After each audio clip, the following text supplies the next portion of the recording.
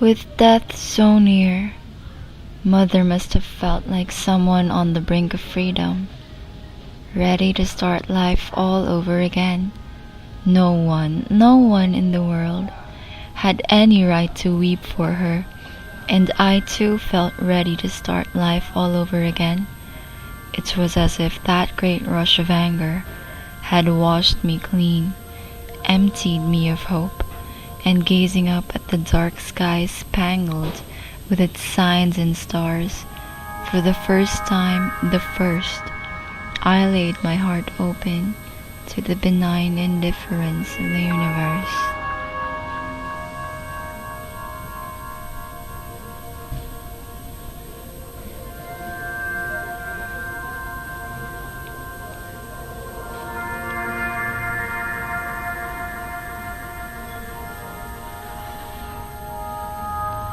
Just then, the street lamps came on, all together, and they made the stars that were beginning to glimmer in the night sky paler still.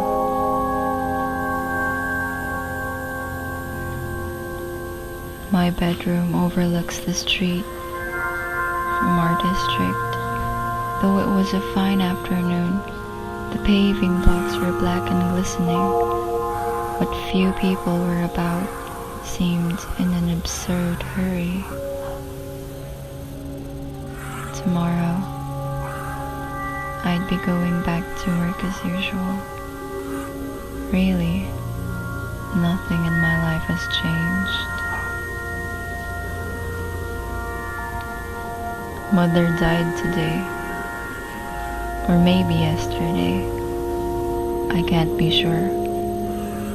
When we lived together, Mother was always watching me, but we hardly ever talked. During her first week at the home, she used to cry a good deal, but that was only because she hadn't settled down. After a month or two, she'd have cried if she'd been told to leave the home.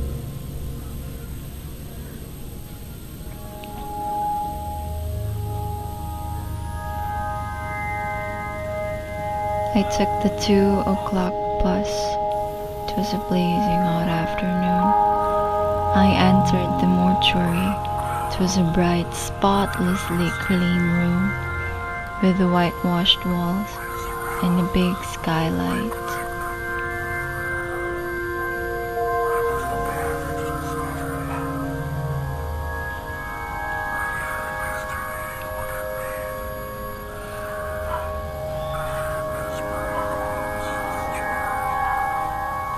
A few minutes later, one of the women started weeping. The keeper told me she was devoted to your mother. She says your mother was her only friend in the world, and now she's all alone.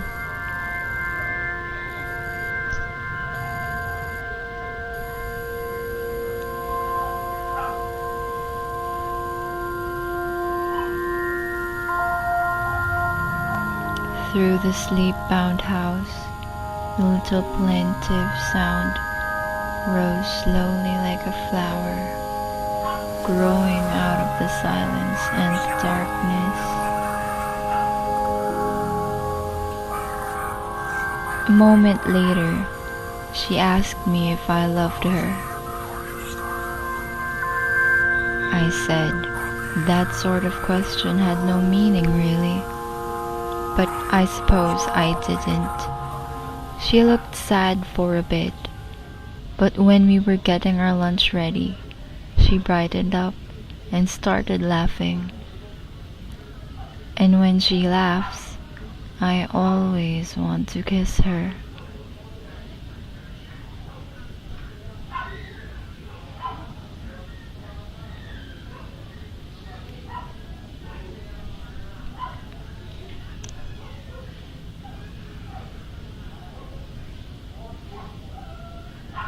quoi ça sert l'amour?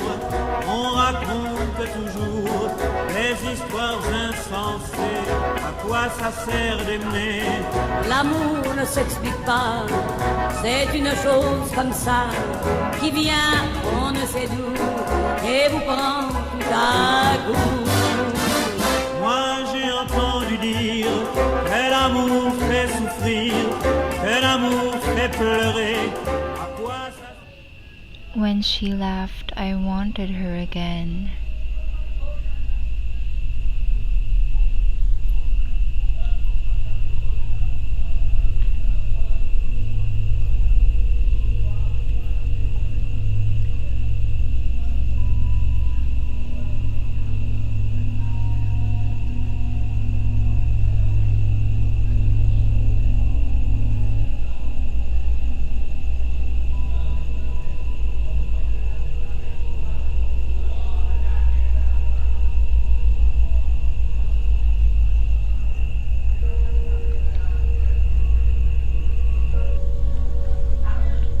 His name is Sintes, Raymond Sintes.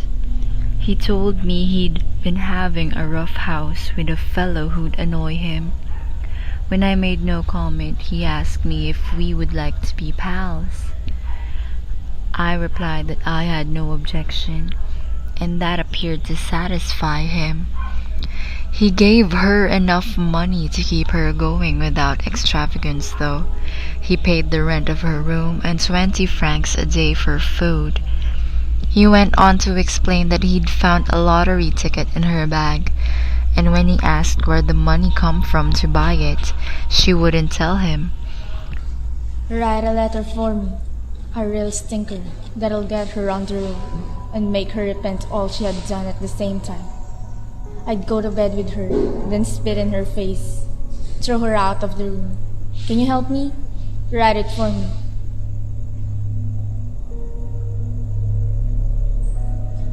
That's the stuff. I could tell he was a brainy sort old boy, and you know what's what. So now we're pals, aren't we? Time's gone mighty fast this evening. You must not let things get you down.